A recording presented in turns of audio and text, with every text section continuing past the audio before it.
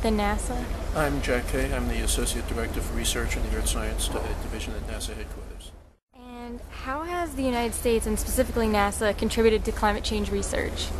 Well, it's in any number of ways. The biggest way is the observational capability of the fleet of Earth-observing satellites that we have characterizes variability of the Earth system, helps us understand the natural and human-induced forcings that act on the Earth or that we create. It helps understand how the Earth system works, how the different components of the Earth system, atmosphere, oceans, ice, land surface, biology, all interact with each other, and that serves to improve our predictive capability. Right now we have a fleet of the major satellite missions that we have. There's 16 of them, studying the Earth or the solar radiance that drives it, giving us unprecedented viewing capability about the Earth. We also have a variety of ground networks, do airborne campaigns and computer modeling, so it's an end-to-end program, and there's also an applied science as part of the program in which we really work to make the data available to those who are in a position to utilize it for resource management, policy development, forecasting purposes, so that therefore it's not just science for scientists, but it's science for global citizenry. And what do you personally believe is the most concrete piece of evidence that humans have affected our climate? It's hard to look at any one thing, although certainly the changes in polar ice are particularly significant. But I think the important thing is to look at the whole picture. That you're seeing changes in polar ice, you're seeing increases in sea level. You know that the radiative forcing is increasing from carbon dioxide and methane, and one can see the particulates and understand the way the particulates are affecting clouds. So I think you look at all of those things together, and it's the sum total of everything that's really more telling than any one thing.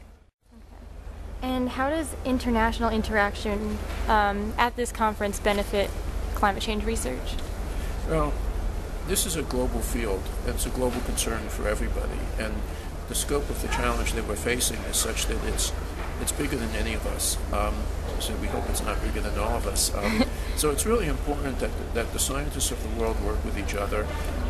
And there's a lot of places where the scientists may work, but this meeting has a particularly important aspect in bringing together some scientists, policymakers, and the broader community of concerned citizen stakeholders, non-governmental organizations. Some of the kinds of things that we try to do is to make sure that people all around the world understand just how big a contribution we're making. I think especially how the U.S. is in the forefront of climate change research, and we'd like to remind people the importance of data sharing.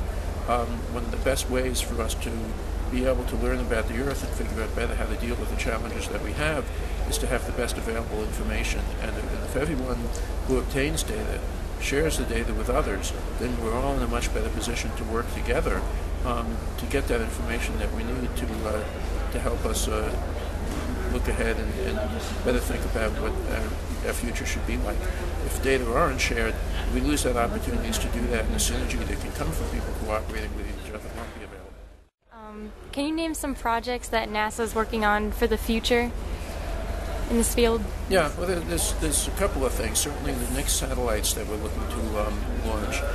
We've got one next year, the Landsat Data Continuity Mission, launch in February, and that will continue the Landsat series. And right now we're looking at launching 4 satellites in 2014. The Global Precipitation Mission with Japan to study global precipitation, not surprisingly. And that'll be an enhancement over the Tropical Rainfall Measuring Mission that we've been doing with Japan for the last 15 years. The Orbiting Carbon Observatory will launch to look at the distributions of carbon dioxide and help us globally characterize, better understand the sources and sinks of carbon dioxide, how it gets transmitted between the Earth's surface and the atmosphere. We'll be launching the SAGE-3 instrument to go to the International Space Station to study the vertical profiles of ozone, aerosols, weather vapor, and a couple other trace constituents, and help continue that record of vertical profiling. And finally, we'll launch with Canada the SMAT mission, Soil Moisture Active Passive, to study soil moisture as well as freeze thaw state. So 2014 has the potential to be a fabulous year for us.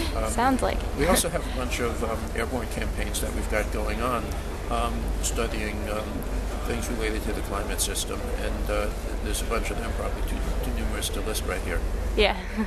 Okay, thank you so much for your time, Mr. Jacquet. This is Nikki DeLuca reporting from Doha, Qatar.